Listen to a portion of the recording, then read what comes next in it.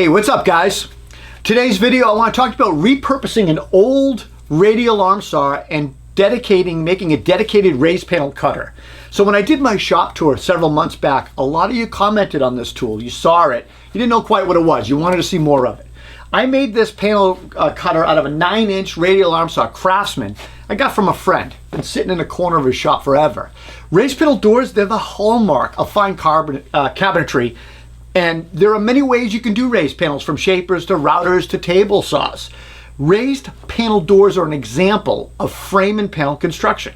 And that's a method that was developed hundreds of years ago to combat the effects of moisture, humidity on solid wood used in cabinetry or furniture making. Now, for my raised panel doors, I use cope and stick joinery. The frame is held together by the joints between the edge of the stiles, which are the vertical members of the frame, and the rails, which are the horizontal members of the frame. I make my raised doors on this radial arm saw, and I use the cope and stick stile and rail method. I do my cope and stick stuff on a shaper with a hold down jig. Now, an interesting fact I want to talk to you guys about is the radial arm saw was the invention of Raymond Elmer DeWalt, who founded DeWalt Power Tools in Leola, Pennsylvania in 1924.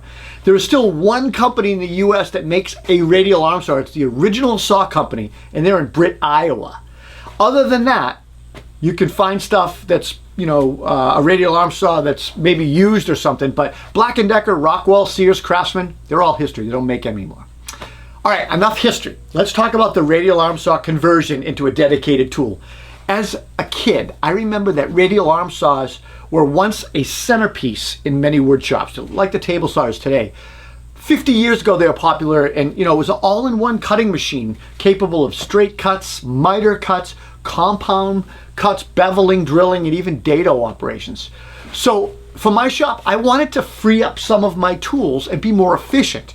I set up this radial arm saw so that I could have a dedicated raised panel machine and not tie up my router table or my table saw.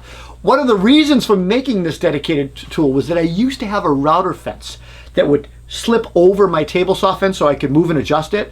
But when I was routing, I couldn't use my table saw. It was out of service. So that annoyed me. And because, you sometimes need to make cuts or adjustments or make a quick jig, I needed to free it up. So doing this freed up my router table and my table saw, completely freeing the table saw.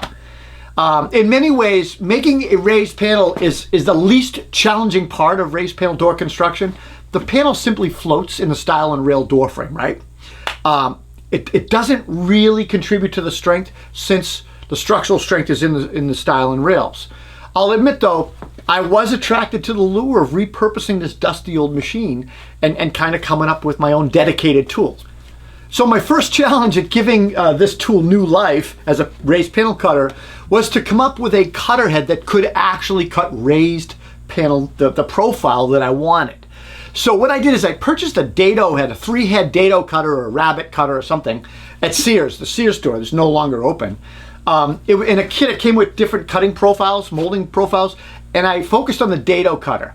I carefully machined and grinded that dado head to get the raised panel angle that I want. I can't remember the angle that I use now. It's 20 years later. All right, so I got that cutter head to work. Now I wanted to build the fence. So I orient the saw head horizontal, right? And for safety, I wanted to eliminate visual and hand exposure as much as possible from that spinning cutter head. So I made basically an enclosed 3/4 inch fence. The first thing I did was build a table and a back fence. And then I cut an opening for the cutter head with a jigsaw. Once that was installed, I ran the panel head up and down slowly to cut the frame, that fence opening, even more. The next step was to build a shroud to cover the top of the panel cutter. And this 3/4 panel shroud basically mounts to that rear fence. It's spaced 3/4 of an inch off the table, and it accomplished two things. One, it locked in the head with plywood. It was safety though. I wanted to enclose the head with plywood. And two, it allows me to slide my stock through. It's perfectly spaced 3/4 of an inch, so it's a hold down. And then the other thing I added was a box on the back for dust collection.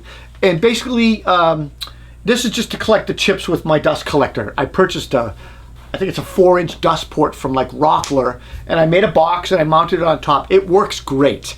The last step was to wax the table and the shroud fence, all that, just to reduce friction.